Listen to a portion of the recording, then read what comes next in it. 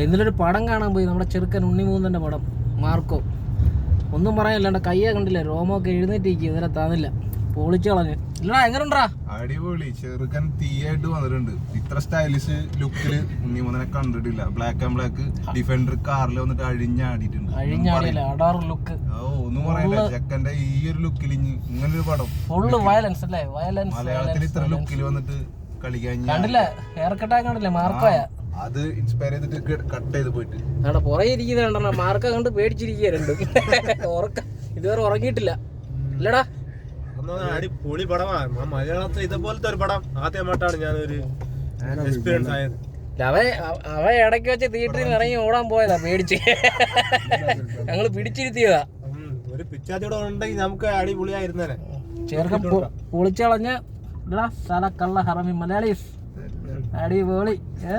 അടിച്ച് തവിട് പൊടിയാക്കി. ഒന്നും പറയാനില്ല.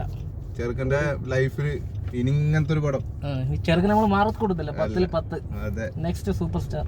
മലയാളത്തിൽ ഇനി വേറെ നടന്മാരിഞ്ഞ് വന്ന് അഭിനയിച്ച എങ്ങനെയാണെന്ന് അറിയില്ല. പക്ഷെ ചെക്കന്റെ അഭിനയത്തില് ഫൈറ്റും കാര്യങ്ങളും ഇത്ര അടിപൊളിയായിട്ട് ചെയ്യാൻ ഗെറ്റപ്പില് ഈ ലുക്ക് ബേസ്, ലുക്കിന്റെ കേസിലൊന്നും പറയാനില്ല.